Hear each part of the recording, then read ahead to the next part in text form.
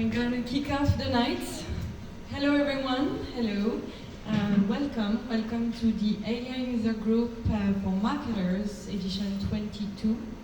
My name is Alison and I am part of the AI User Group. The AI User Group is a community of professionals eager to try, test and learn new AI tools. And that's why we're here tonight, so we're gonna listen to 3 amazing talks. And then we will network, eat some pizza, and mingle.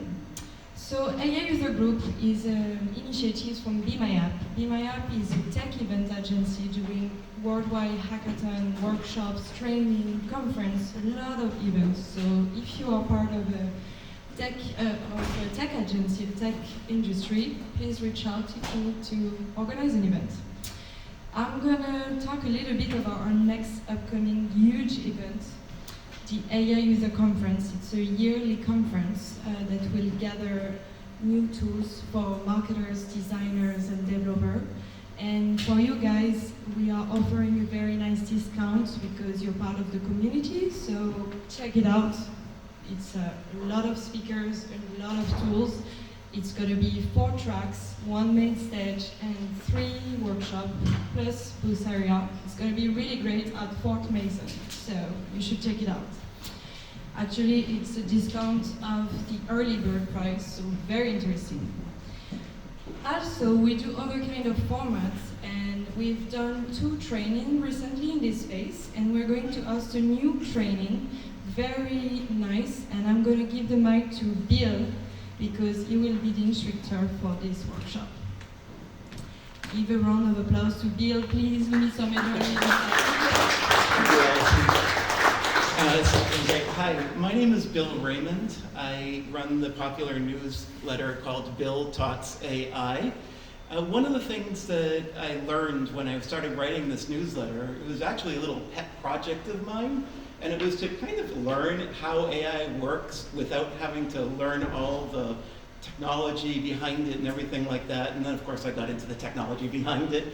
But I wanted to share with everyone else how it works without, having to use all that jargon. And so that ended up turning into a really popular newsletter. And then people said, well, can you maybe talk a little bit more about how I can use AI to, help me and improve the way I get things done. So I created this little 3-hour course called AI Power Prompting, and I deliver it about every other week.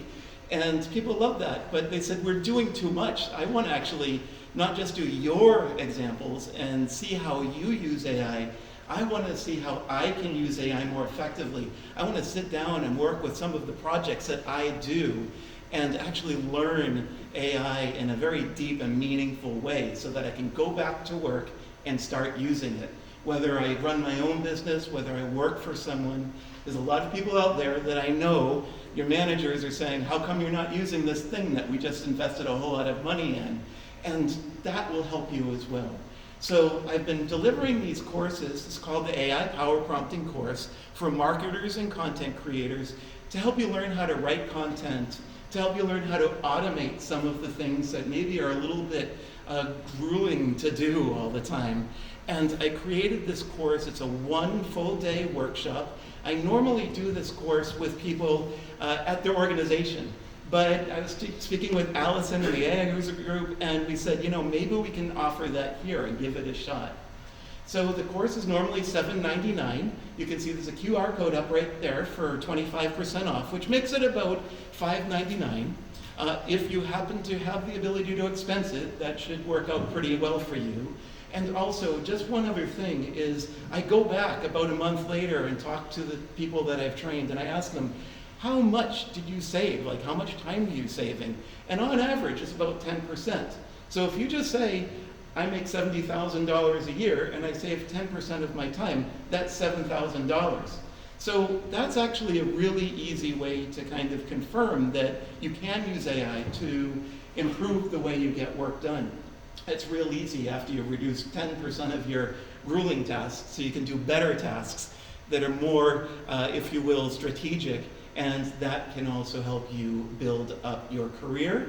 And maybe after you take the course and you start using the skills that I teach, you start to say, you know, I'm automating all these things at my job. Maybe this is a startup opportunity too. So a lot of people are going down that path as well. So I ask you to join me on March 6th for this full day workshop. There's a QR code to sign up if you like. Thank you very much for your time. Thank you so much. Excited for this workshop. It's going to be very, very interesting. And let's carry on. So also, as I say, we are always looking for new speakers because we are a community of AI enthusiasts. So if you have a project, if you're launching something, or if you want to share your best practices around AI, please come talk with us and we'll find a spot for you to talk and be here. Also, some guidelines about the house. We'll have the networking session with pizza, and just keep in mind that we'll close at 8:50. And yes, then the agenda of today. So we're going to start with Hikari. Hikari is going to talk about the next generation of creative automation. Then it will be Andi. He tried something for a week with creating AI video content, and we'll see the result. And in the third speaker, he's Chongkal, and he will show us how to run B2B content marketing with an autonomous AI agent.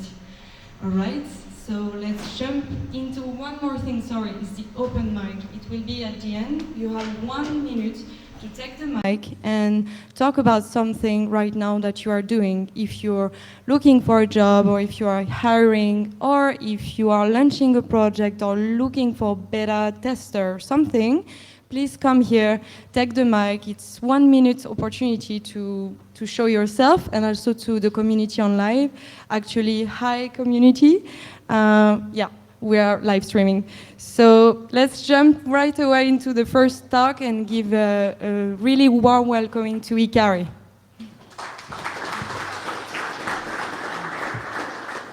Hello. Hello. 1 second. Yeah. Awesome.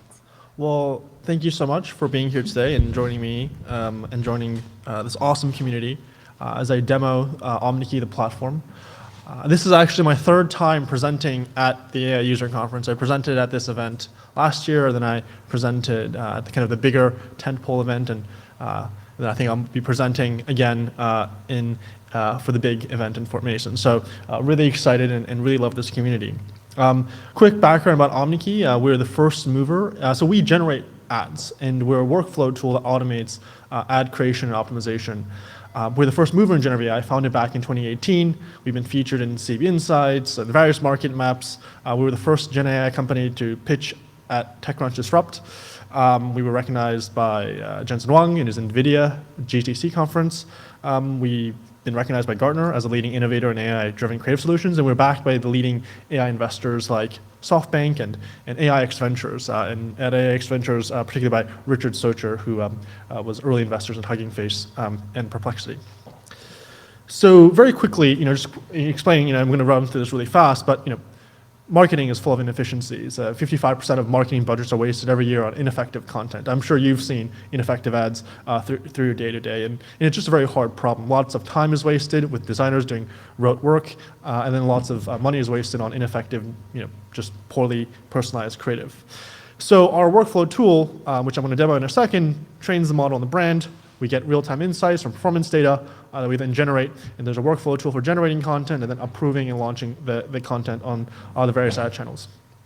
And really the direction we're going in terms of the vision is this agentic system where the AI is 24/7 working, automating, optimizing the campaigns on your behalf. And it's as closed loop of a system as we can get, where we're integrating data with as many data sources as possible.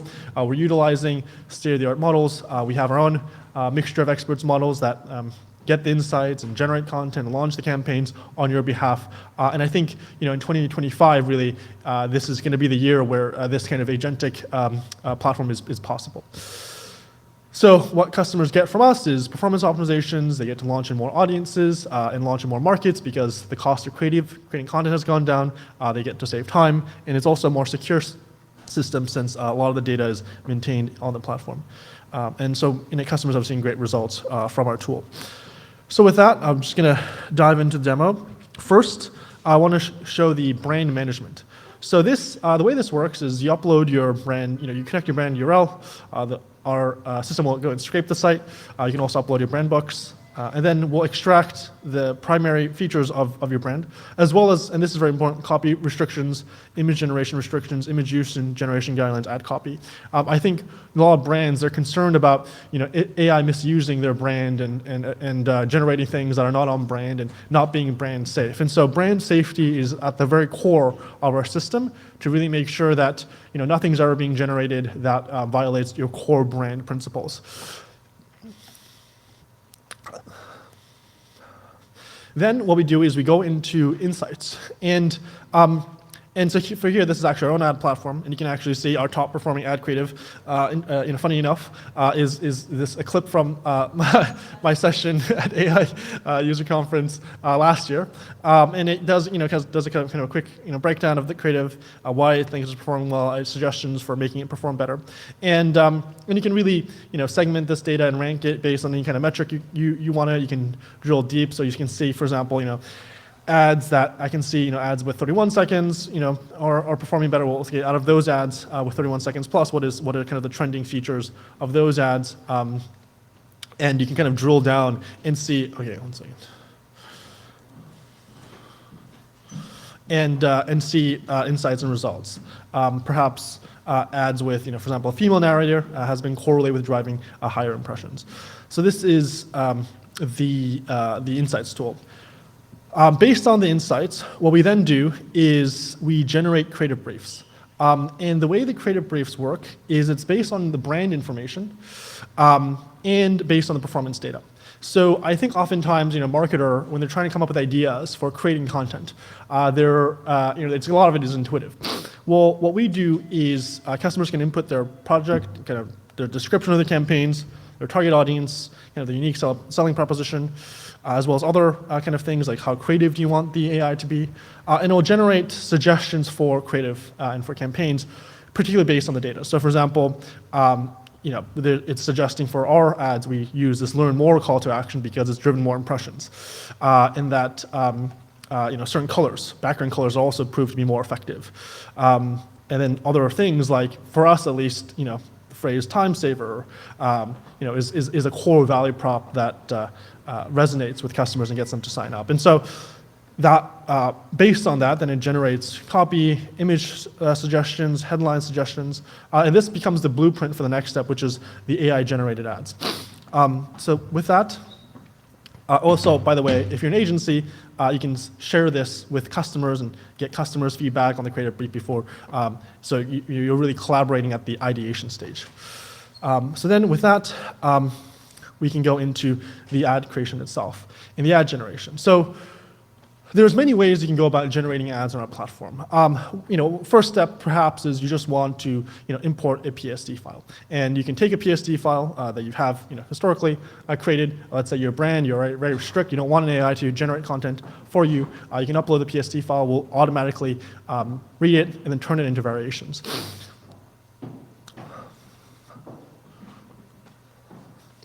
So here I just uploaded a PSD file. It's imported this PSD file. I can go and edit this. In various ways. We have a robust editing tool here. So let's use the font. And even within the editing tool, you can do things like you can upscale the image, for example. Let's say the image was highly pixelated when you uploaded it as a PSD file. And then you can, from here, you can turn the various elements you want to turn into multivariate tests into placeholders. So you turn this into a placeholder, maybe I want to turn this image into a placeholder, and you click create variations, and then the AI will go and actually turn each of these placeholders into variations. So this is one step, and I think oftentimes if you're a big brand, this is the step that most brands go forward with because they are happy with their designs. They just want to turn their scale, their one asset into scaled assets. So in this instance, our system is creating the variations, generating new copy for each variation here. There we go, and there we go. Yes. Okay. Well, Now, the other step that you can possibly go is just go with an AI generating template. So these are templates that our AI has completely generated from scratch. And you can tell that it's AI generated because you can say that, well, we've generated the background image, we've generated the foreground, we've generated the copy, we've assembled the ads, and really completely AI generated, from end to end. Based on the creative brief, based on the brand information, based on your brand assets. And here, again, you can go and edit this template however you like. You can, do various other features, like you can go in and maybe you want to, create variations of this image. Maybe you want to go and, expand this image so you can actually go and outpaint this image. You can outpaint obviously your own assets as well, and then turn this into multi variations as well. And so. What we're working on now when it comes to this tool and the auto generation of ads is making this available as an API for ad networks and platforms that are looking for quickly AI generated assets based on the brand assets. And we'll kind of give it a second to kind of outpaint. There we go. So you see now it just outpainted, and you can do various other editing features. You can remove the background. You can upscale it. You can turn this into variations. And then the other component here is personalizing the ads to various personas.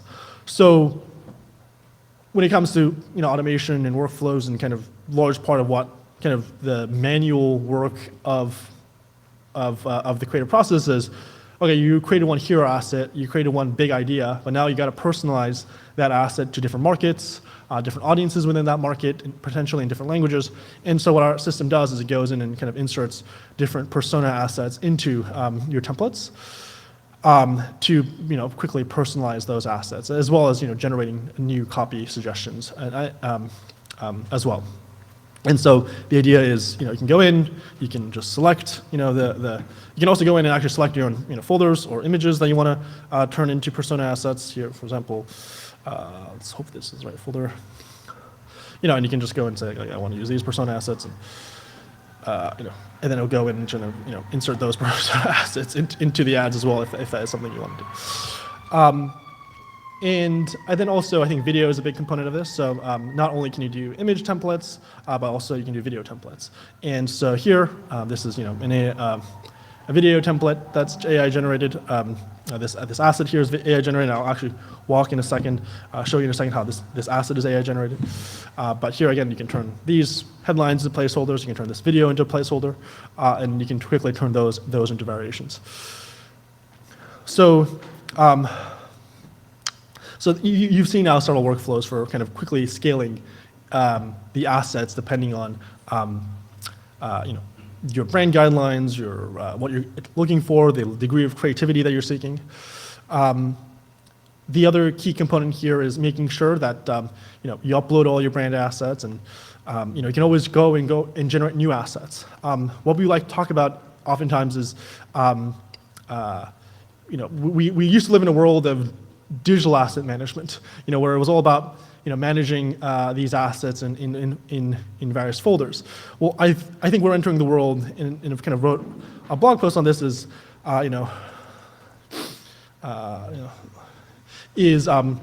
generative asset management. We live in a world now where it's all going to be about generating assets and managing those generative assets.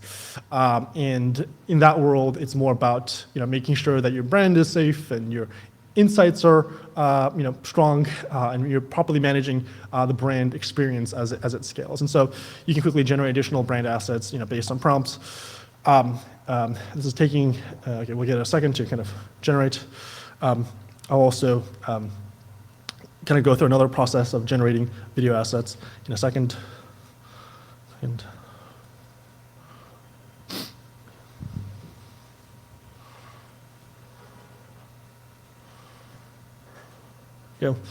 So yeah, now you see we generate a video asset.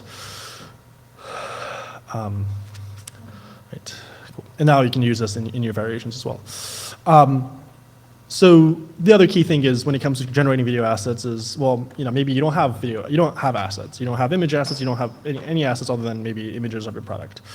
Well, what you can do with our tool, and this is actually available totally self-service, anyone can sign up and kind of start using this for free, is you can just upload 5, 10 images of your product, and then you can generate videos with a prompt of that product. You can generate, and really again, any kind of prompt you can generate that video asset. Sorry, like this. And you can generate image assets as well.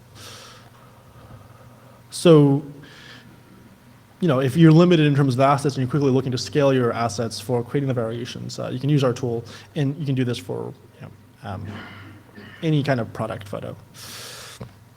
Let's see here. I think, the last step, this is more of a kind of more of like a operational thing. But after you've created all your variations, I think oftentimes you want to work with customers. And again, you can localize the ad to different languages,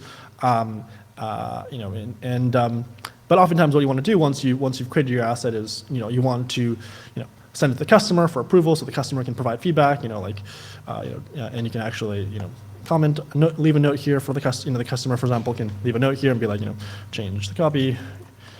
And again, it becomes more of a collaboration tool for between you, especially if you're an agency, the relationship between you and the customer within one kind of workflow tool. If you're happy with the assets, and once the customers kind of approve the assets, what you can do is you can go in and actually just launch these assets straight onto the various platforms. So you can export, you can select the channel, and then you can click export, and then it's, it'll export to the various platforms.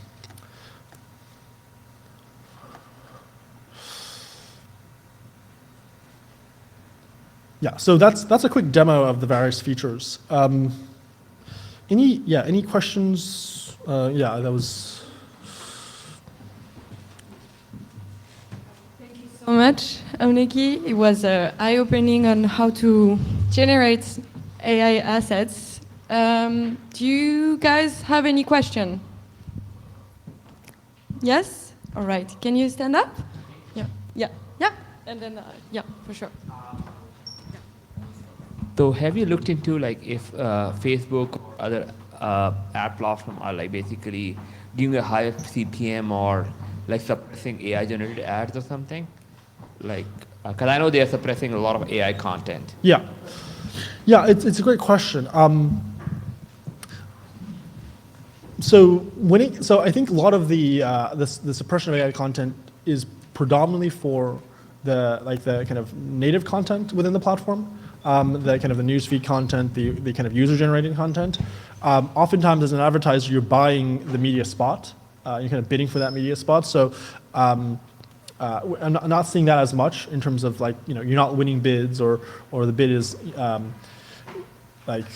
losing bids because you're trying to show an AI-generated piece of content. But yeah, I mean, it is something we definitely looked into as well. Seeing has it impacted our. We run our own AI-generated ads ourselves, and I don't think we've ever seen the advertising necessarily being dinged because there was some AI in the workflow. First, thank you so much. That was interesting. Second, you mentioned you have your own specific LLMs, like models. How do you trade them? How do you use them? Yeah.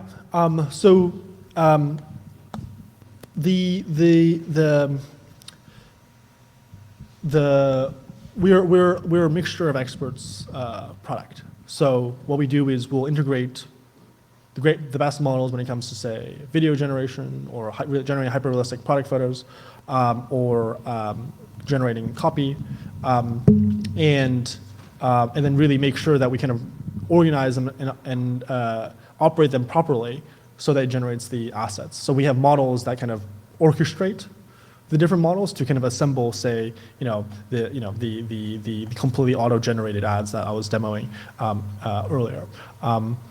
So it's really more of that. It's more of like a model router. Also, we work closely with customers. Some customers want to use certain models, some customers don't want to use certain models, and so we let customers also select which models. When it comes to the brand model, I think fine-tuning on the customer's brand is a big part of it, generating content that's aligned with the brand voice, kind of the personality, the way they use words. That's a big part of the fine-tuning process. There's also a fine-tuning process with the product photos. And training, fine-tuning models to generate hyper-realistic product photos. So those are kind of areas where we're fine-tuning these models, for each customer.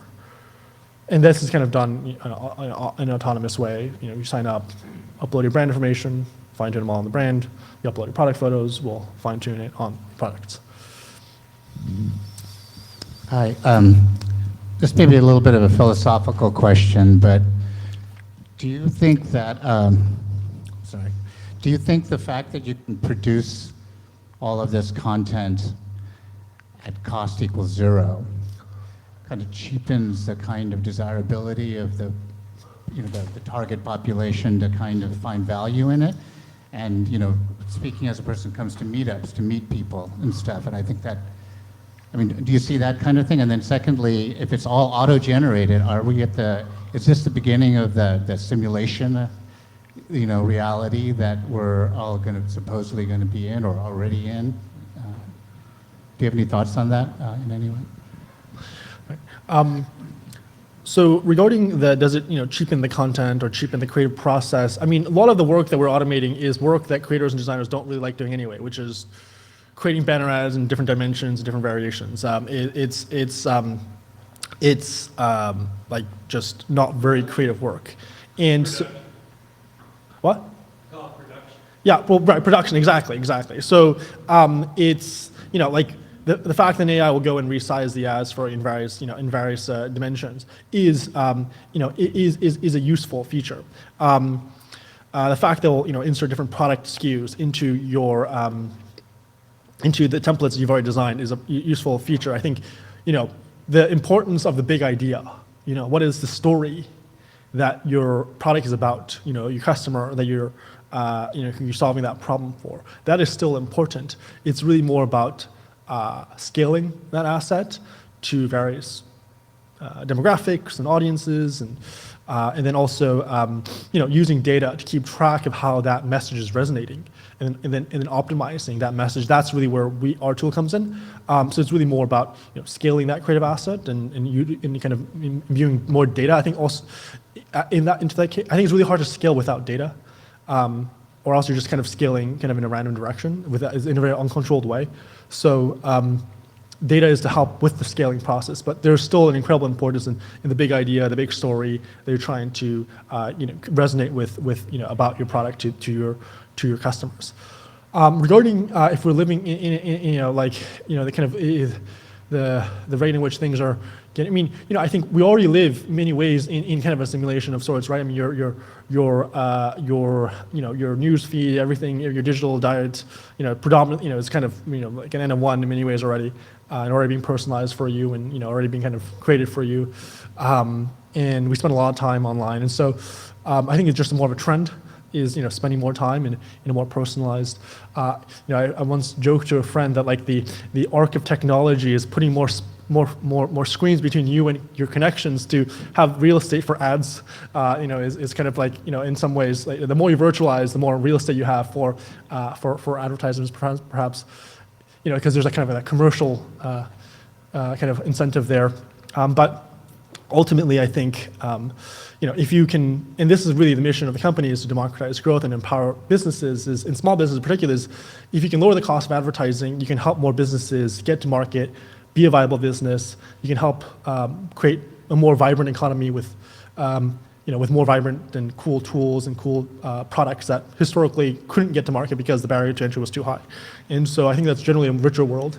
And with more entrepreneurs, and I think that's probably the direction we're going. I think economically is we're going to have a world with more entrepreneurs, trying new things, and like bringing new products to market, and I think it's very exciting. This question, the end-to-end workflow. Like as you're scaling up the creation of all the graphics, how do you then place the ads at such a high volume and collect all that data? If you could walk us through the current techniques that you use to get that kind of ad volume placed in Facebook, Instagram, or LinkedIn, or any of the other online venues, and then what do you see the future of that's going to look like? How is that changing? Yeah. Well, there's definitely an incentive to producing and launching more varied content. I mean, ad fatigue is a real problem. I think we've all experienced seeing the same ad for the 20th time, and that, just turning you off from the brand. So the platforms are hungry for content. They want more content. They want more content from advertisers too. And actually, generally, what we've seen is that the more it's almost like brute forcing performance from these social platforms is generally the broader your portfolio of content that the social platforms can pick from. Generally they can then switch around the ordering of that content, based on how many times that consumer has seen your brand. That has generally increased return on ad spend. So the reason why the vast majority of our customers see an improvement in return on ad spend or increase in sales is because generally more varied content, more engaging videos, more engaging images, communicating different value props, testimonial ad, demo ad, different value props, generally increases the performance of that campaign. So the platforms are hungry. So if you just some of these platforms, if you just feed it more content, it will perform better. And then you're using data to kind of figure out, how do I create the next batch of content? And then, when it comes to more of these other platforms outside of the walled gardens, there's more ability to do finer targeting, so that becomes another good lever for optimization and kind of delivery.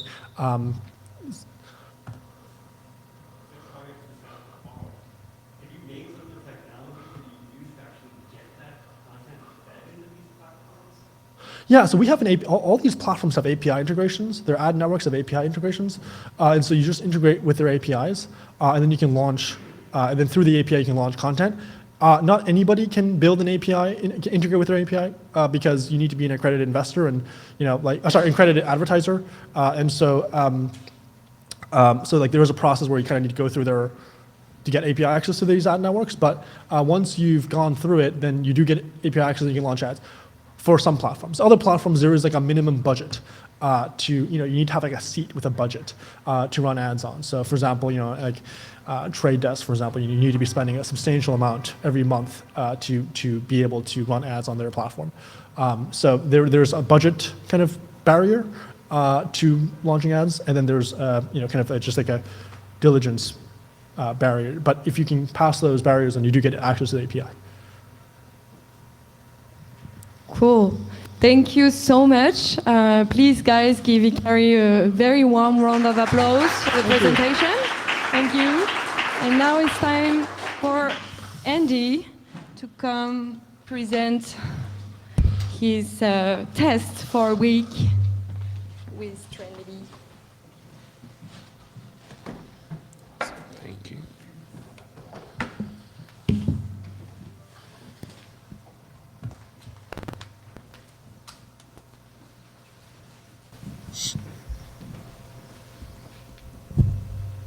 Do I have to see this one? Yeah. Can we move around? Yeah, for sure. As long as the microphone is connected. Remember the camera. But yeah. Awesome, cool. Thank you. Thanks so much. This is pretty much a natural progression from Hikari's talk, because it's also about content. And I think everybody tonight is talking about content side of the ad. Set up PFET.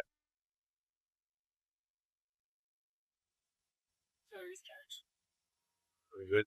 All right, cool. Obviously a clickbait title. I'm not going to talk about all of that. But what I'm going to talk about is social media videos. So specifically organic videos, non-ad videos, but still AI generated. So moving from, say, images into video domain, and moving from paid ads and professionally generated ads into organic and user generated videos.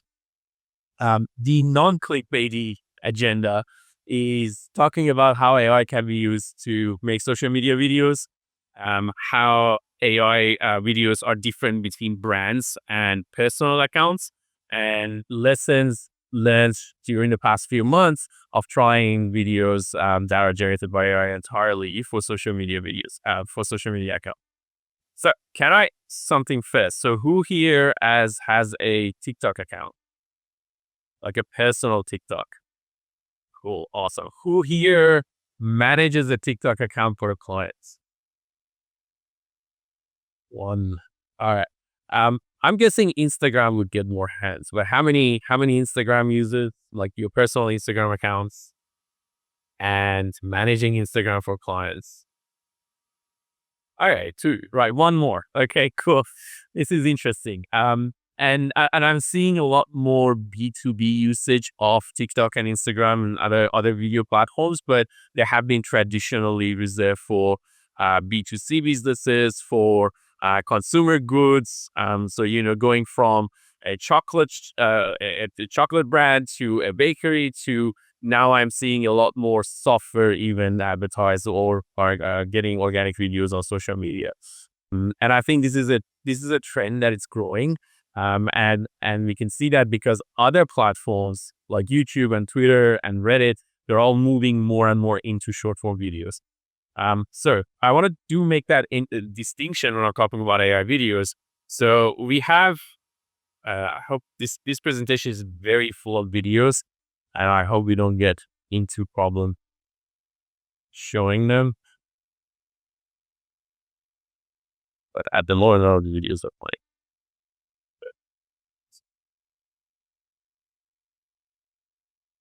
Let's try again. Sure. Can we also figure out why the videos are not playing? Because I will be very bummed out. This every slide has like 3 or 4 videos on it.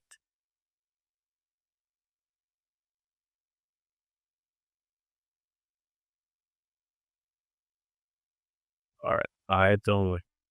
Can we try another? Sorry. Let me try. Because we tested these before. Never fine. Yeah, never did it. Sideshow, and here it's working, right? So maybe you don't do the sideshow.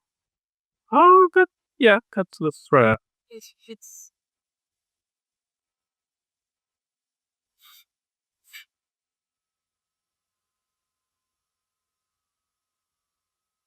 There we go.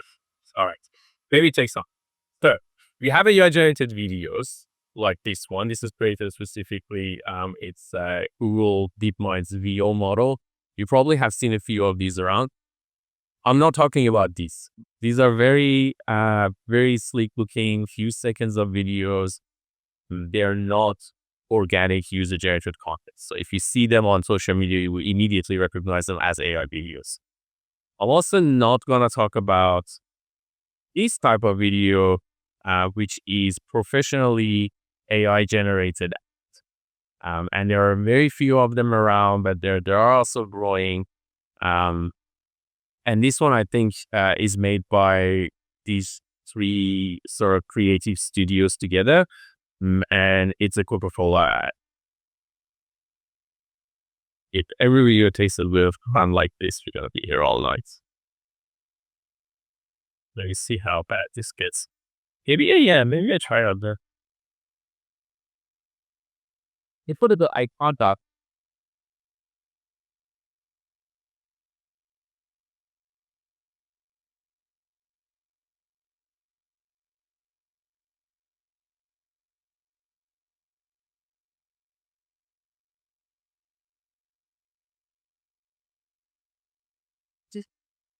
Just keep it for a second. Let's just be making sure that this works.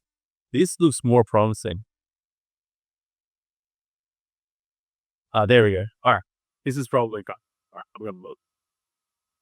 Cool. So, this is a professionally generated ad.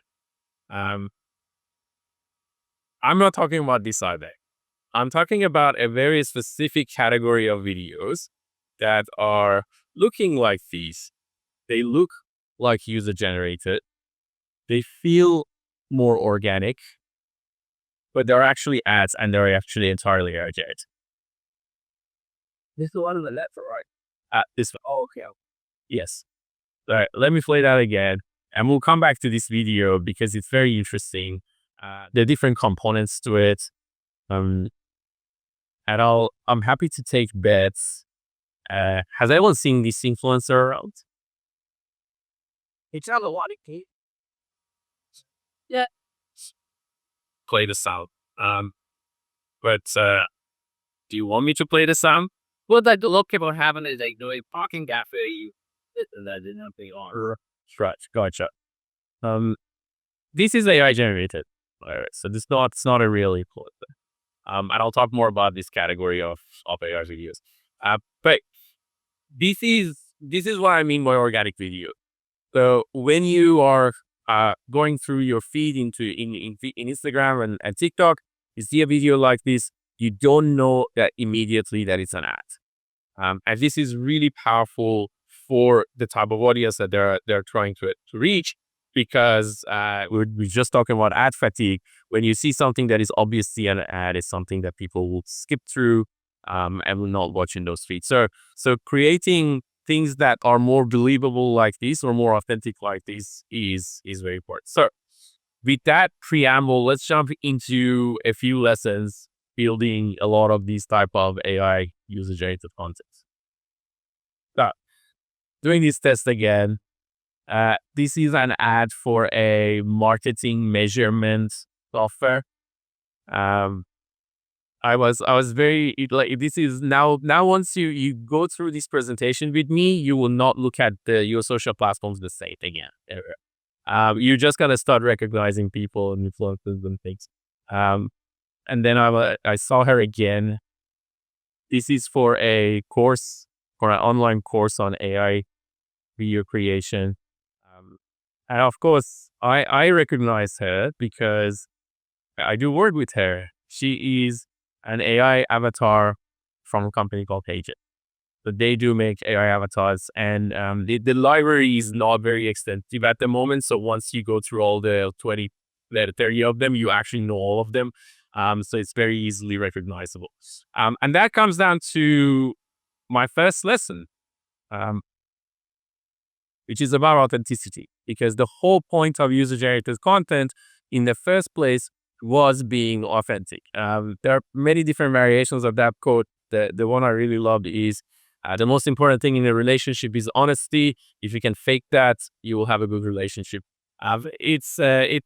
So in this age where you have all this AI generated content, how do you fake authenticity and honesty?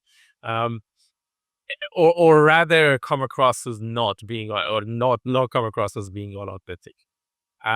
AI avatars obviously have no personal brands. They don't have any reach. They don't have any established brands. You will see them across, even when we get to a point where you can just create new ones, they will become recognizable. And obviously they are not authentic. But there are ways around this. And one thing that we have been trying out is a technology solution for this problem.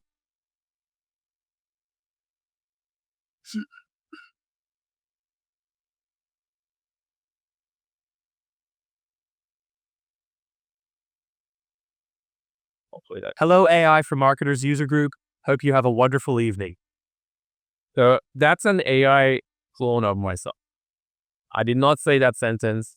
I wrote it up, and I recorded a minutes of a video actually in that office, around that office, and it created that video from my 2 minutes. It looks like me. Does it sound like me? I'll play it again. Hello, AI for Marketers user group. Hope you have a wonderful evening. Who says it sounds like me? Yeah, it's a very strong British accent there. I do have some Australian accent because I lived there for a decade, but not that heavy, I guess. But what I'm trying to say here is that there are ways to get more authentic outcomes. Maybe it is yourself if you're running a business, and this is automating parts of your job, which is content creation. It is not entirely unauthentic because it's a version of yourself. So you're saying the things that you want to say, but instead of spending time on camera and recording them, you're just creating a clone of yourself. You can also run experiments. And that's one thing we do, which is very similar to when brands actually get an intern or a student that runs their social media for a week, for 2 weeks, and they see if that actually resonates with the audiences and then switch or continue with that person. You can do the same with these AI avatars and see if they actually match your audience expectation of your brand, and actually the sounding and all that is authentic enough.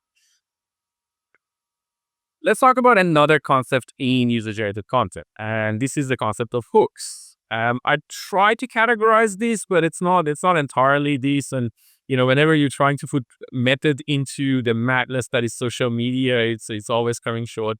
But there are a couple of sort of patterns. I'll call this transitional hooks. So you can guess that there is a stock video of that person kicking the bottle, and then that is merged into a brand. So that is an ad created based on that hook.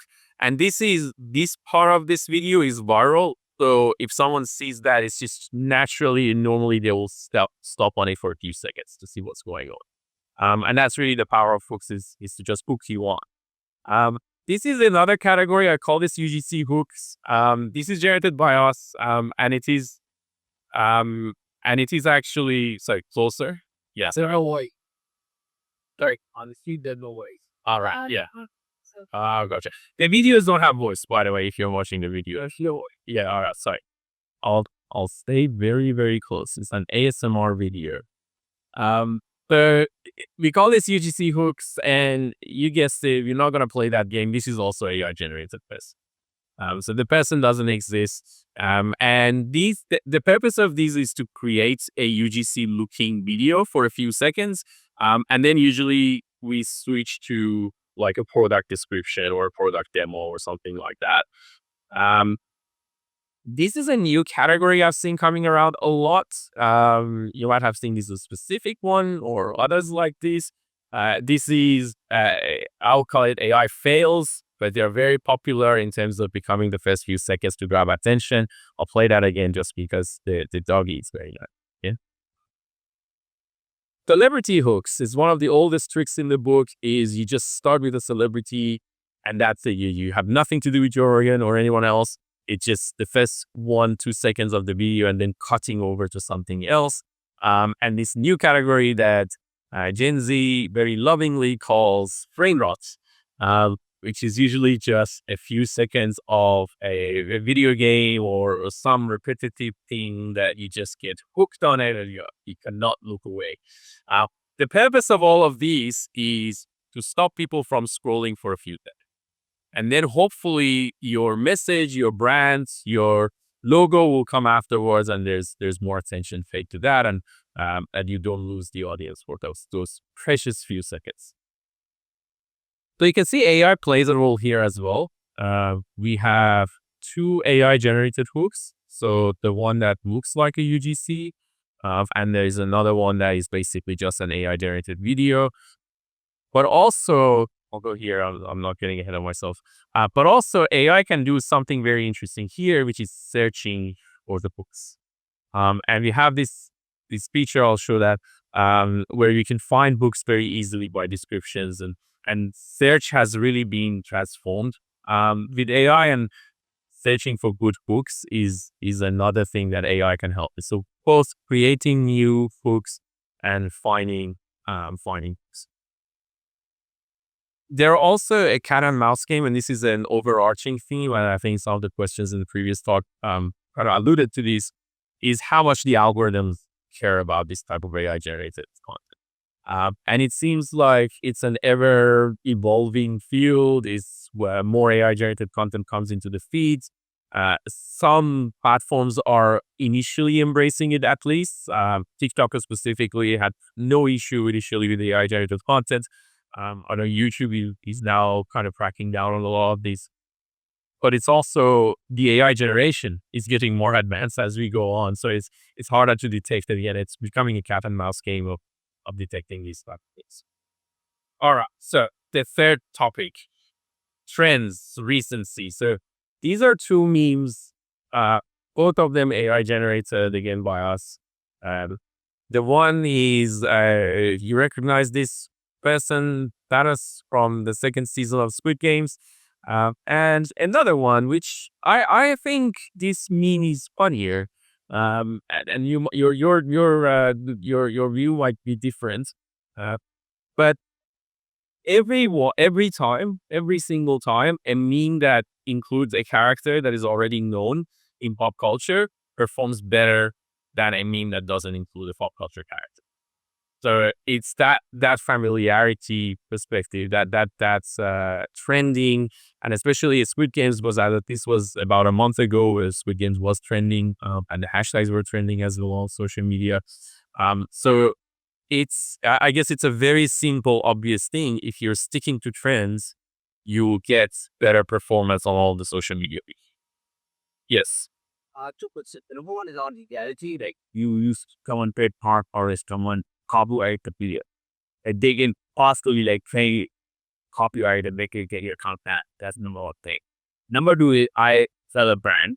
And honestly, I hope them or something else. And now they say, what the hell is this guy doing? Right? Like, yeah, it's good for kick our account. How do you find in the actual sales? Right? You are deceiving them to begin with. So two things. So on the copywriting, memes specifically, this is fair use. This is comedy. So most of the clips, most of the books, things like that are normally considered fair use. It's only a few seconds, and it's usually for either like comic purposes or in terms of organic feed. It's not like an ad. You're not putting money onto these videos. These are organically growing. So I haven't seen any platforms doing any copyright claims on any of these things. It's and you can look at your feed and see it's full of these type of videos. So obviously not the platforms don't have any issues with these, and the content providers necessarily don't have any issues in terms of copyright. In terms of the brand itself, that's really interesting, and that's something you see a lot. Some brands embrace different tones like these, like a funny tone or even something like a brain rot tone. And some brands don't like it. Now, I guess it comes down to your overall or the brand's overall marketing strategy. If the overall marketing strategy is more towards a tone that is elegant, that is more professionally looking, maybe TikTok and Instagram are not good places for them in the first place. But if their audience is in that, are on those platforms, and I'm not saying that this is not a category around B2C or B2B or anything. I've seen different types. I've seen software that are doing really well with this type of content on TikTok and Instagram. So it's really the brand's kind of how willing is the brand to go all in onto these trends and do something funny or something really interesting or weird with them. And you'll see examples of them. I think on TikTok specifically, maybe there's a good balance. Duolingo does a very good job of creating a balance between that, but obviously that's a big team of content creators professionally working on that. But there are examples of exactly how they jump on trends, how they use memes, how they create really weird content that still resonates and that still work for the brands. Yes. Hey, can you copyright a meme and then can you copyright an AI generated meme? Because I know in articles, it's the court saying you could copyright, you write it, you could copyright your article, if the AI generates it. That's not copyright. Yeah. That as far as I know, anything AI generated is not copyrightable in the United States. That was the Supreme Court's ruling. For something to be copyrighted, it has to be created by a human being. That seems to be the ruling at the moment. Whether it changes in the future or not, don't know. So I don't think we can copyright memes. And memes are by nature funny when they are actually in public domain. So the reason that some of these memes are so these are very new templates for meme. But most of the memes are basically establishing themselves on previous trends, on previous templates, clips. And the whole power of them is coming from everybody knowing them immediately. So Really got in the UK, they're throwing people in jail because of me, right? So they're with your name and your friends some sensibility, the ops can keep doing it. Just pick it. I mean, depends on how extreme you go with a lot of these. Yeah. Well, if it's not copyrighted, well, still, at least in your case, since it's attributable, like you just bored and you didn't create it, you go to jail for that. Do you really in UK? You said right. I would try to do the people who were slaves. Ah, right. Gotcha. Religious. Yeah. So it's not about the meme itself. It's about the underlying contents of that meme. Yeah, it's like Yeah. actually best for you. Yeah, but so yeah, so I'm guessing if you're creating hate speech through a meme category, the algorithms of those platforms will even initially block you, like, in most cases. Yeah. And TikTok is specifically very, very strict in the US about content. And they're really worried about their view and their branding US, but they're over concerned, I guess. Anything else? Any other question? It's good. Cool. So on trends, this is also a plug. There's a QR code there. We maintain a fresh, this is daily updated trends on TikTok and Instagram. If you're going, you just need to log in, but it's free. So you can see all the latest trending memes, trending sounds, trending songs. So all these good assets that you can use. You can use the AI to brainstorm with them, but you can also just download them and copy yourself and do what you want with them. Trending sounds are very interesting. These are basically audio memes where someone's saying something and juxtapose around like against the video itself, but also songs. And songs have this category of whether they are allowed to be used for businesses or not. So yeah, you can just get this free tool and get the daily version of what's trending on TikTok and Instagram. Cool. All right. Next item. Quantity over quality, and you gotta shoot me with this one. But this is based on all the experimentations on both TikTok and Instagram. Spamming actually works.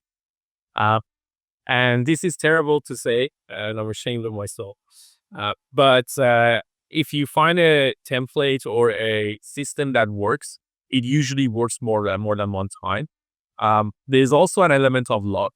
So the same content might suddenly go over 2K, 1K view, whereas the exact same content, the exact same timing doesn't. So just hosting more than once, even, there's some brands that are going for multiple times a day, depending on the platform. TikTok, at their optimal times, there's like 3 times a day. Instagram is almost the same, 2 times, 3 times a day. Don't shy away from that. Obviously, in the olden days where all this content was generated by people, that was very hard to do.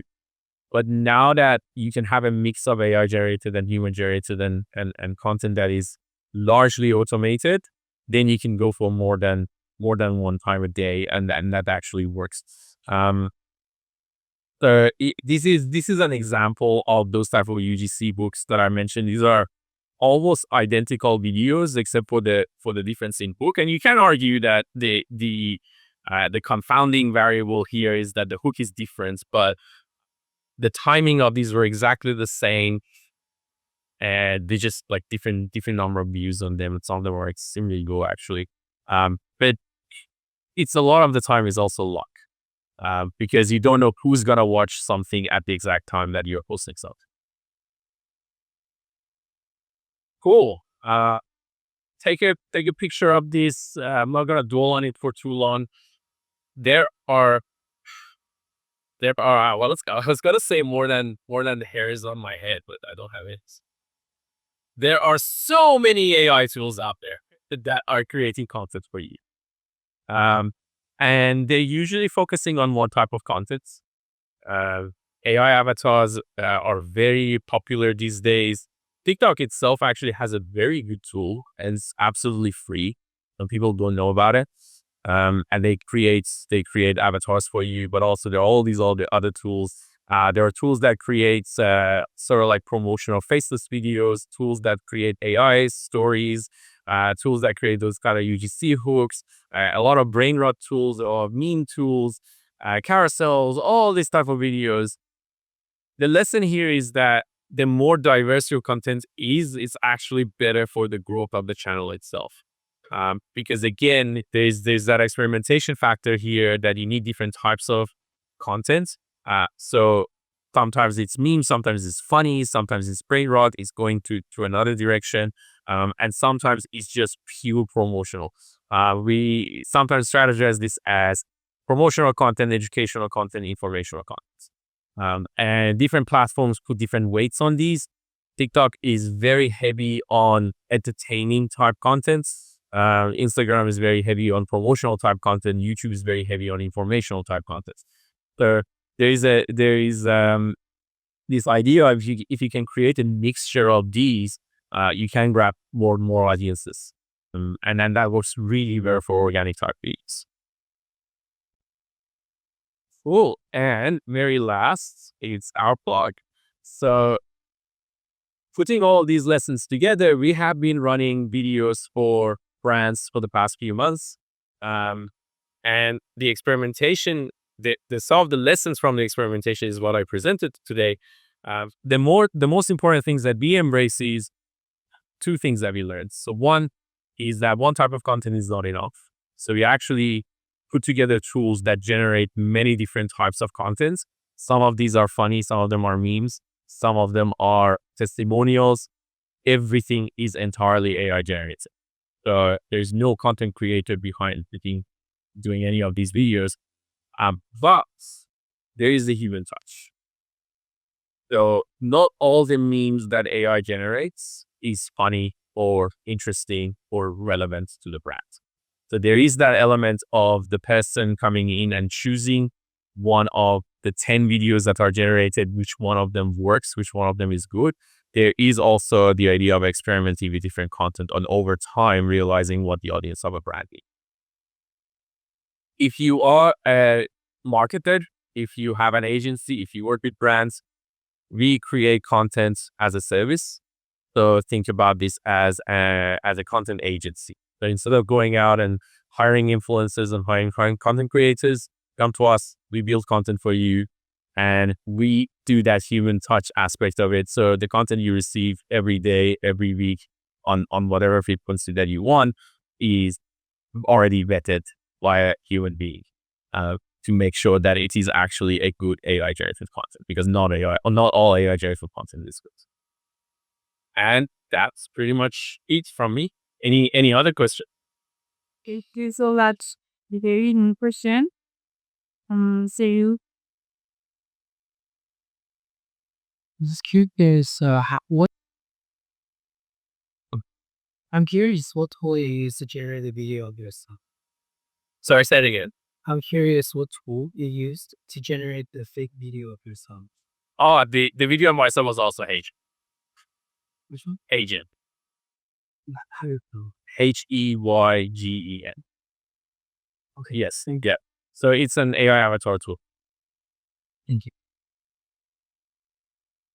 Any other question?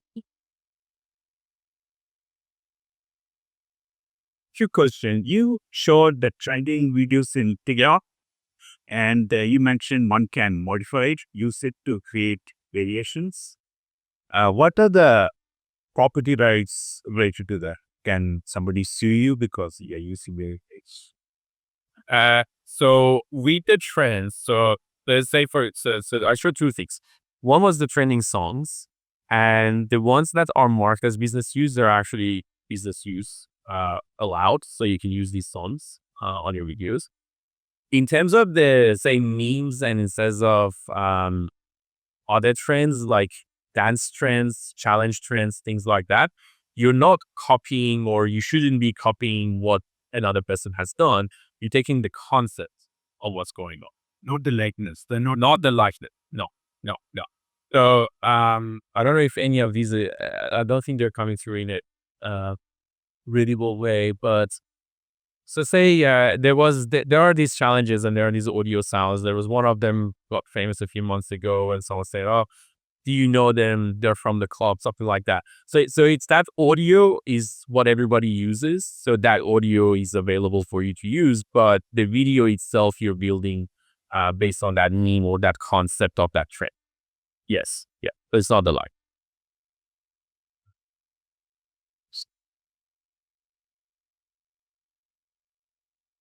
So did I hear you right that people are posting on Instagram and TikTok generated videos that are ads, but they're not they don't show as ads? And if that is the situation, how is TikTok and Facebook approaching that? Because that's taking a lot of revenue away from them. It's not necessarily taking revenue away because, all these platforms are built on the idea of organic content as well as app content. So if you scroll around on Instagram Reels or TikTok For You page, you'll see usually every couple of videos, you see an ad video. But ad videos are usually very specifically advertising. Like, there are buttons on them, that it's an ad. You are allowed as a brand to post organic content. And I think some of the brands are doing this really well. We talk about Duolingo. ClickOps is another one. It's a software. It's B2B, entirely B2B. They make really good quality videos. One of my favorite ones is Nutter Butter, and they make the weirdest stuff you will see on the internet, and they still get a lot of views. So all of these are brands. They post organically, and their videos get millions of views organically without spending $1. You see though that they sell without hook. Like if you post something organic, yeah, then they sell on your hook because it's not a paid post. Are you talking about stitches? Talking about that, right? You want something organic, it's good. They maybe sell first 2 seconds of it, somebody else. Right. I don't know about that on Meta, to be honest. On TikTok, I know you can do stitches, which is basically you take a video and you use the first few seconds of that video in your video. But that's again organic, so you're not creating an ad based on it. Well, my question is, yeah, you create this organic strategy, right? You're basically saying to a platform, I have content that I feel is good. Please sell the first 2 seconds of it to somebody else. What do you mean by selling? Like when the person goes to the low 40s, they see an ad first. Right. I guess that can happen on YouTube, for example. I see it. Yeah, like literally all the time. It could be, yeah, because you're organic video. You go watch a trailer for a movie on YouTube and you get another trailer of another movie as an ad before it. Yes, it can happen. If your video is popular, definitely that can happen. Yeah, if you're doing organic. But also you're not spending any money. So I was watching a podcast. There's a type of band right in the middle of it. The person kind of switched. They were interviewing someone. And then they had to switch and started selling and their product, the support they were selling and all that. And then they would switch back. And it's all this all the time. It of course is an accent, but she identifies it. And then somebody commented on this one particular video saying, you have to call out that you're advertising, otherwise you're in trouble. This was on YouTube. I'm wondering if YouTube has a policy that they're clean this organic, that they're selling something that they identifies. I don't know about that specific policy, but let me go back to this video because there is a distinction here. This video, you can watch it multiple times. It's not necessarily selling you anything. If you go to the profile of the account this is posted on, they're actually selling a weight loss program. But the video itself is just talking about a weight loss hack. It's not necessarily talking about a brand. It's not selling anything directly. And I think the power of organic videos is just keeping your brand top of mind for everyone. ClickUp videos that I mentioned, they don't talk about software. They don't talk about ClickUps itself. There are actually content that are sketches about corporate life. Duolingo never really talks about Duolingo. It's all about the owl. A lot of the brain rot videos are not really doing anything other than either talking about the general concepts around the business. So say, for example, if your business is in chocolate, they just talk about chocolate in general. Because the idea, again, and I don't think it is to get away in the platform. I think the idea is you don't want to sell. And ad works really well if you don't actually try to sell. So none of these are, especially in organic videos, they're not trying to sell, they're trying to hook you. So first, your brand is top of mind. Second, you can actually follow the channel. If you see multiple funny videos from a channel, you probably start following them. And so then they will have every once in a while promotional content that then you will see, and that's the app. All right. Well, Awesome. thank you so Thank much, you. Andy. That was a very hedgy presentation. Chongkal, the floor is yours.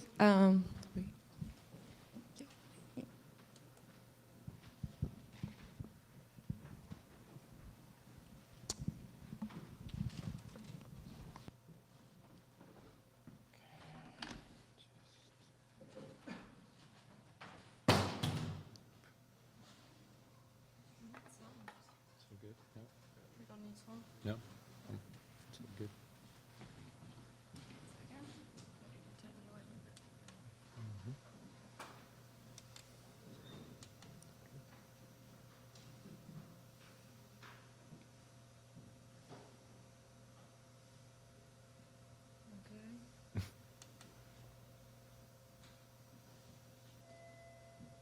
Okay.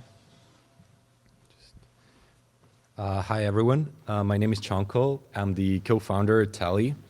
I'll just put this thing a little up. It's the first time I'm participating in AI for marketers. The last time it was not very successful demo before we deployed some changes. So this time I want to tell you more about the product and how it could be utilized by B2B niche companies and why it's generally working. Finally, answer your questions. So what we do, it's the autonomous AI agent that runs your SEO blog that generates leads. So the problem, the idea of the SEO is that first, recently, Sam Altman, who's developing the ChatGPT, published the picture that the Google is still the largest place in the web. And despite that we are living for 2 years in the AI world, Google's traffic is growing, even still now. So for businesses, it's the first place where people are going to look for your services. And especially if you are selling something niche, it could be any commercial services like an electrician or like biotech or cybersecurity.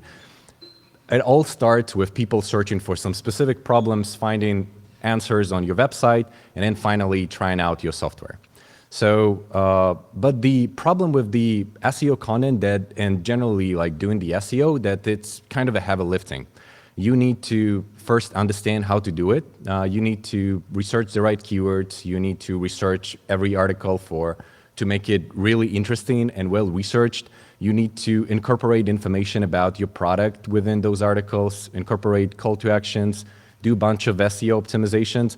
And typically, if it was even done with the ChatGPT, you are assisted by tools like Surfer SEO or many other tools that help you out to do the SEO right. It still takes a lot of time. And the output of the most productive SEO marketer could be 20 articles a month, tops, if he's producing one SEO-optimized, good-looking article every day. The problem is that most of the businesses can never find this marketer. So generally, if you are, let's say, one of our clients, they are doing the clinical trials for medical devices. So there's like not so many people who are writing content about it, like despite the founder or maybe someone who is going to train for 5 years, which he's definitely not going to do. So for this case, for this specific demand, we created our product. So the main thing that it works 100% autonomous. So generally, I'll show you the demo with the onboarding. So basically, it takes 5 minutes to set up, and you need to spend around 1 hour to review pre-approved keywords and to see the topics that have been generated for you. And then you just connect your CMS, connect Google Search Console, and you're ready to publish. The other thing is that if you are advertising on Google with the cost per click, if you are advertising in the US, it's very expensive. So like generally, if you're a small business owner or a startup, you just simply can't afford it. It doesn't make financial sense because you are starting competing in budgets, let's say $50,000 annually, and like not many companies can afford it. And just this is the, let's say, the lowest possible amount. So the SEO could be a good alternative. So basically, Tely AI creates a content plan with from 60 to 120 articles every month and publishes them to your blog automatically. So basically, you don't need to be a SEO expert. You don't need to buy like a time of writers to produce those articles, even with the ChatGPT and all the AI tools that are assisting them to create this. You don't need to spend time posting them or updating them. The second thing, you don't need to do the SEO research. So right now, the reality of the SEO is that you're going to Ahrefs or the SEMrush. First, you need to like understand what keywords to select, what do, what not to do. It's constantly changing, and sometimes you can not even think of what topics to follow. So this part is also done for you with our tool. The second thing, we are scanning the website of the company and promoting within the articles the business and the services of the content of the company within articles. So generally, when the person is reading, it's not like he's reading about some specific problem, but he also sees the information about the company that's selling the answer, let's say. There is an integration with Google Search Console. The main problem that sometimes people are thinking that the SEO is taking a lot of time, so you can publish, I don't know, like some of the articles, and in 6 months, you're going to see some result. But you can generally use Google Search Console. You can do it manually, or you can use the API to basically request Google to index your articles as you publish them. There's like some limits, but like for most companies, like they are around 200 monthly articles. So you can definitely get indexed much faster by actively asking Google to crawl your website. And the final thing is that sometimes people are misleading the SEO and content marketing for just content writing. Because when you're a content writer, your end goal is to become famous writer, like produce super engaging articles, etc. But when you're doing content marketing, the main thing is to sell through content by explaining people their problem, answering the problem that they're asking about in Google, and then promote the solution of the company as the answer. So, and you just need to capture the lead and understand who is visiting the company's website. So for this reason, we are identifying the blog visitors and inserting the call to action forms. So basically, people can leave their email, and then you can send it over to your CRM or directly contact them to additionally sell your services. And this is the new thing that we are deploying the next week. I decided to put it right now is the other part that has not been fully automated, like I haven't right now seen any tools that are doing it autonomously, is doing the interlinking and categorization of your blog. So it's not like you're publishing, I don't know, 100 articles flat into like news category or like interesting articles category. You just start managing the category pages. You're like assigning articles to these specific categories. You are interlinking all of the articles to pages on your website that already exist and between each other. So it basically improves the SEO ranking through backlink profile that you are doing with by doing interlinking. And the final thing is that when you are selling, like the main problem with the AI content is that when I'm sure like many of you use ChatGPT, use Jasper, like all the other tools, is that it generally produces the right content, but it produces very general and high-level answers. So it's not incorporating any relevant case studies, personal stories, quotes, information about your products. So basically, this is the thing that we additionally do. We are creating for every company an AI expert who is performing a research for every article before generating it. So basically, it's like you would be sitting with the ChatGPT, writing some specific article, and you as an expert, like saying, hey, tell about this statistics. Hey, reference this specific law. Reference this paper. But this is being done automatically, so the final articles are containing a lot of the interesting information. They would be indexed by Google, and finally be engaging for the end readers, so they're like seeing that, okay, this is written by some kind of an expert. So let's go through the setup. So it basically goes like this. So first you are signing up and entering your name. Then you are entering the company name. So in our case, I'll just use our website. So after this, you would be seeing the current traffic, the domain rating, the number of keywords that you get indexed for. And you would see the description about the company taken based on the pages that we scan on your website. So it just creates what the company is doing, what services it offers, basically what's the problems it's addressing, what's the unique value proposition. Then it starts, Tely AI asks you about the target companies which you want to target with your content. So it basically would be personalized based on the information that we scan from your website. So in our case, it could be cybersecurity, fintech, real estate. You can always extend and generate more types of the companies for which you want to personalize content. And it could, yeah, so generally it would be, it depends on what you are looking for.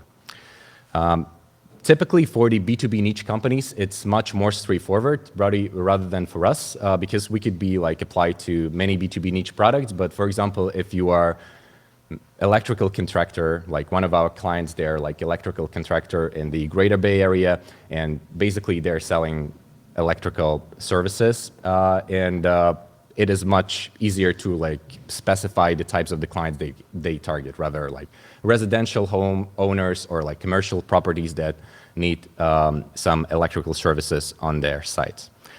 So let's say after this, it asks the buyer persona, just basically who is the end reader of the articles that we are producing. It could be marketing manager in the company, or like even maybe the sales director or demand, someone who's responsible for demand. Maybe they don't have the marketing person, so they just like only working as a sales team, which is quite typical for many B2B companies. So you can always extend it. After this, we are researching the competitor profile. So basically, the main thing how you're finding out the new keywords is by researching your competitors. So in here we could see, let's say Jasper AI, they are indexed for 25,000 keywords. Like HubSpot, like generally like the whole brand is indexed for like 600,000 keywords. Like Surfer SEO, 17,000 keywords. So you get the idea. And pretty much all of these companies exist in any niche. And sometimes you can think about the competitors not as, let's say, only direct competitors, but also some people who are addressing the same issues on your website. So, for example, one of our clients, they're selling red light therapy masks. And maybe if there could be no websites that are doing SEO for red light therapy mask, but there are websites that are telling more about the red light therapy, its benefits, etc. So you can basically add them in here and use them as the source. So let's say I'll just select Surfer SEO as an example. Finally, we are generating this industry expert. It's basically the point of view from which your articles are going to be researched and generated. So it's like let's say you're hiring someone like as a writer for your blogs, and you want him to be this kind of an expert. So when he's generating, so the base rule is basically you can think who is the founder, or like who is who is basically the best expert to talk about this specific company. So let's say in our case, it could be B2B content strategy specialist.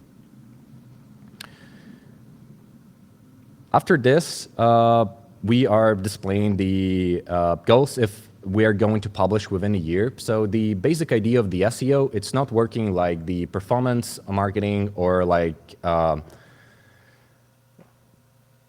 I think even like if you're producing content for like visual content for TikTok or Instagram, the basic idea of the SEO is that it's basically compounding. So for example, if you're currently at like 0 and you publish 60 articles during the month, you would be like 20, 50 clicks, depending on the niche, how competitive it is.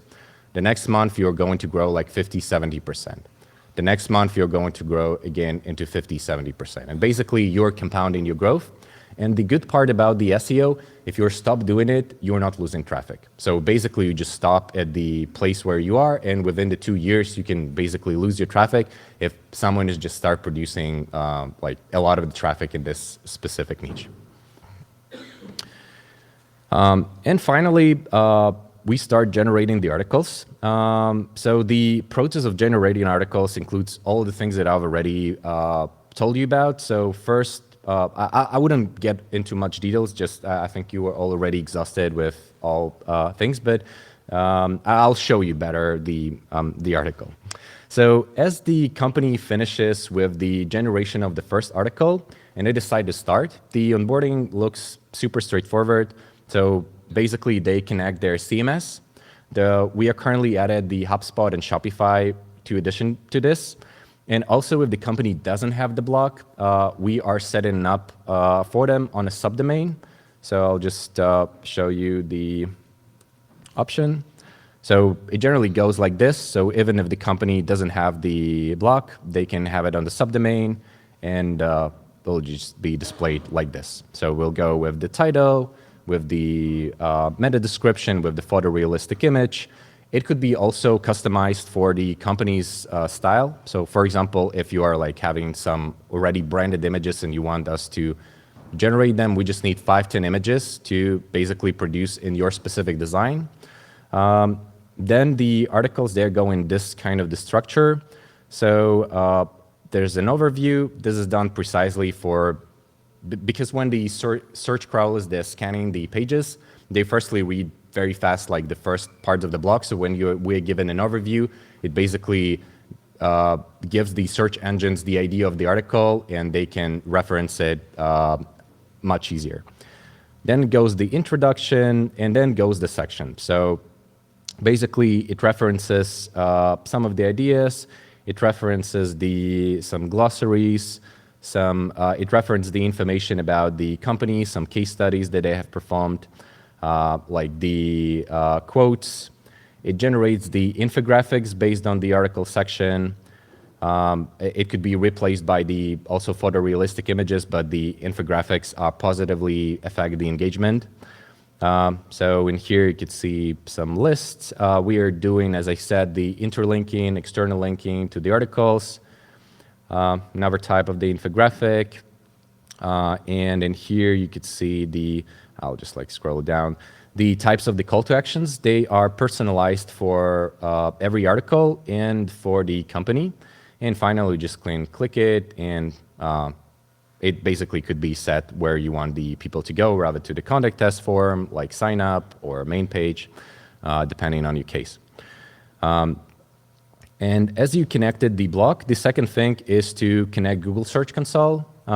Basically, Google Search Console, if I don't know whether you're aware or not, it's product by, maybe some unaware, it's the product by Google, which basically shows you how you are performing in Google, for which keywords you're indexing, what traffic you're getting, and we are connecting to this product, and we are doing it for two purposes. First, to understand how the articles are performing, and the second to request Google to index the articles as we publish them to your website. There's an option to configure the tone of voice, the target market, because the SEO is very market specific. So basically, all the keywords are country specific. So for example, in United Kingdom, people Googling some specific things, in the United States and other things, and in any other country, it could be this. You can specify tone of voice. You can configure this call to actions. Basically, there are 3 types of the call to actions that we support. And you can configure different things that you want to see within the articles and don't see, let's say. So you can turn off the external links if you don't want call to actions or infographics. Basically, every part of the article, you can turn it off, turn it on, if for some reason you don't liking it. Then, as you connected both things, you just turn on the auto publisher. And you can publish 2 articles daily or 4 articles daily on our 2 standard plans. Finally, the ideas for the new articles, they are coming from the section called SEO Research. So these are the competitor that we have added. So we basically pulled some of the keywords during the demo from their website. So this is the keywords basically for which Surfer SEO is indexed. And for every keyword, you can basically see the keyword, the volume of monthly searches for this keyword. You are seeing the difficulty. Difficulty is basically how competitive and hard to index for this specific keyword. So you basically write for high volume and low difficulty keywords. And the cost per click for this specific keyword, basically how much does this click cost if you're paying it directly on Google if you want to be in the auction. Of course, it's an approximation because the auction always fluctuates, but it gives the idea. And out of all these keywords, you can rather manually put some of the ideas. So generally, 1 keyword is 1 article idea. Or you can run the 2 workflows. One is called auto-clustering, the other is auto-approval, which basically cleans all the keywords for you and pulls them into approved keyword section. In here, we are basically taking all of the keywords and comparing them to descriptions on your website. So there's only relevant to what the company is doing. And generally, that's it. Yeah, I guess that was everything. Thank you so much, Chongkal. Thank you so much. Any question? We have time for 1 or 2 questions. Yeah?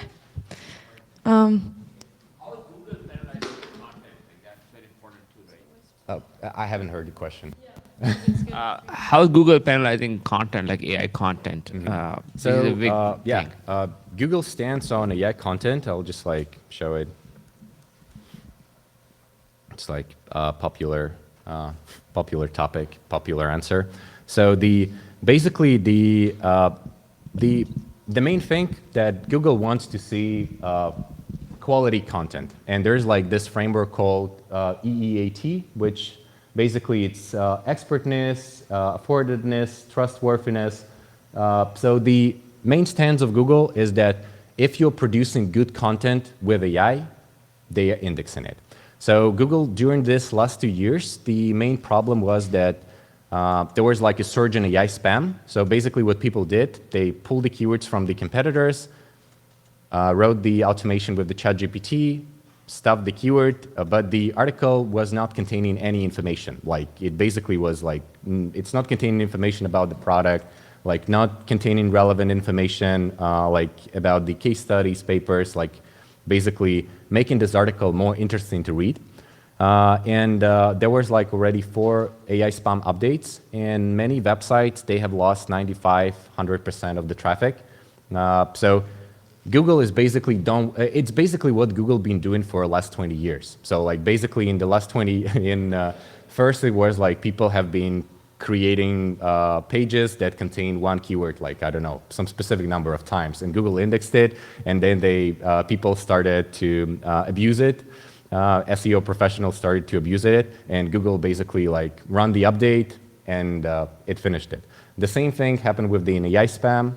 So the end goal is to produce useful content for the readers, and the Beautiful thing is that I think in this niche, it is working perfectly because those people who can write content for B2B companies, they don't exist. So just generally, they don't exist. This content has never been written. So you have the, let's say, startup who's doing, I don't know, engineering management tool that analyzes performance of developers. All this information is in papers or in books. Nobody creates SEO articles about it. Like, it's basically nobody done it. So if you are creating it, first you are making knowledge more accessible, which is currently in papers and books, and many people are not reading it, basically. And you are help companies to be discovered and yeah, become successful. Cool.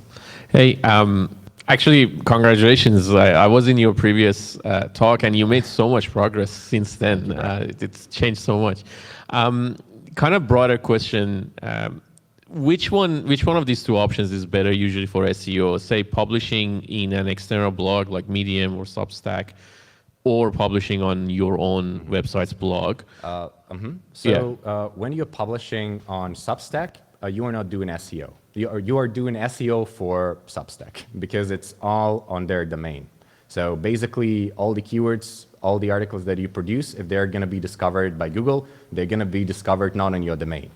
And it's basically two different channels. If you are like doing. But what about backlinks, basically? Like if you backlink to your own website, would that would that be more effective than hosting your own blog? I don't know, actually. Like I don't know if you've seen anything around this. You mean you produce articles on your blog and then you backlink with some other articles that you publish on Substack to your website? So say yes. So for example, you write an article about SEO automation tools, and you name like 10 different tools. And one of them is Tely. Mm-hmm. So that's a backlink to your own website. Yeah. In terms of it's, let's say it's apples and oranges. So like first, if you are producing articles for your blog, you get an index. Your blog get an index for these keywords, and basically when people are Googling, they're finding your website, not Substack. If you're doing backlinking from Substack to your website, it's positive, it's good. Backlinks is the SEO factor. And if you're generally running on Substack, you are getting recommended by Substack. If you are producing basically just another distribution channel, it's more like to Instagram and TikTok, but for text content. So all work. And to that point, can we export articles out of Tely to publish outside? Yeah, you can. Basically, all the articles are published to your CMS. So they are in your CMS. So like even when we are setting up blogs for our clients, we're setting up on the open source CMS, Ghost. So generally, if you'll just open it, looks like this. So it's not our proprietary thing. So just go CMS. It's the easiest way right now to set up a blog. So we go with them. All right. Well, thank you so much for presenting us, Tely. Give Chongkal a round of applause. Thank you. So we're about to be able to eat our delicious pizza, but before that, do you guys have any announcement to do? If you have something to talk about, a project, something. No? Nobody wants to? Okay, so come over here. Thank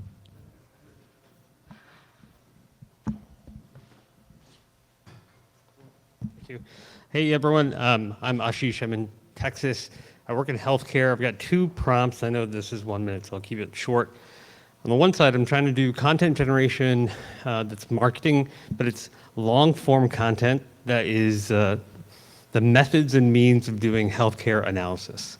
There's thousands of articles.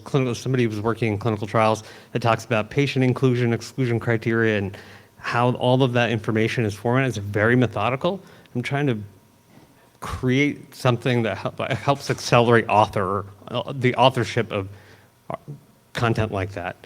And then the second piece is if you're interested in doing any kind of at-scale marketing that looks at where the audience is physicians, then talk to me, because that's the kind of work I've been doing for over a decade. We sell physician profile data to large pharmaceutical companies, and that's a great interest. So, thanks.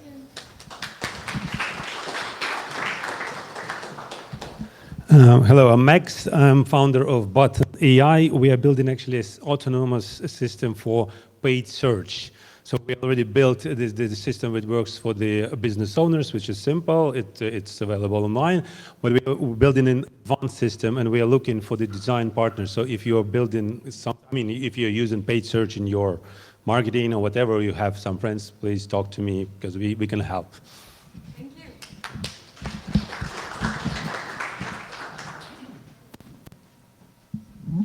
Hi, I'm Neha. I'm a co-founder of Gypsum AI. We're building a product that will help B2B companies do better revenue attribution and understand customer journey fully. So we're using cookie-less tracking to help you understand who is visiting your website, different products, map them to accounts. And then with GTM integrations, you can finally understand how customers are, how different accounts are interacting with your website, social media, etc., and tie that to revenue numbers as well as sales opportunities. We're looking for design partners. We're early in our product journey, so if you would like to partner with us or this is a problem that resonates with you, please talk to me. Thank you.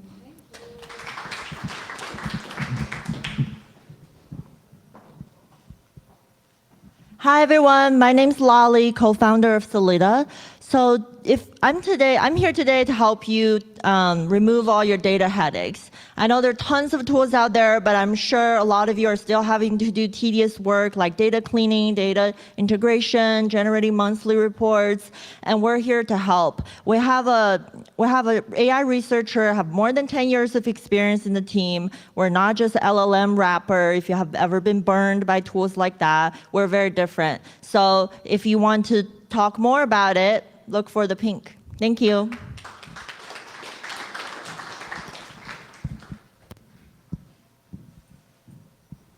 Hi, my name is Aide, and I'm a co-founder of a company called EasyBot AI. We are, it's like an A/B testing tool, but it actually is a personalization tool. So you kind of put in all of the things that you're trying to test. Obviously, we can create way more content now with AI-generated marketing content, and it works kind of like Google Optimize, but better because it serves different websites to different users as they land and learns and continuously gives you a website that's not one size fits all. So we're getting more beta users now, and it's a good opportunity to try a tool if you have a startup or a small business that traditional A/B testing tools or consultants are too complicated for you. You can do the work of a whole team with just putting your content in and testing it. So talk to me if you're interested. Thank you so much. Well, it's time to wrap up. Thank you. Come back for the next event, and please follow us online. Have fun tonight. Thank you so much.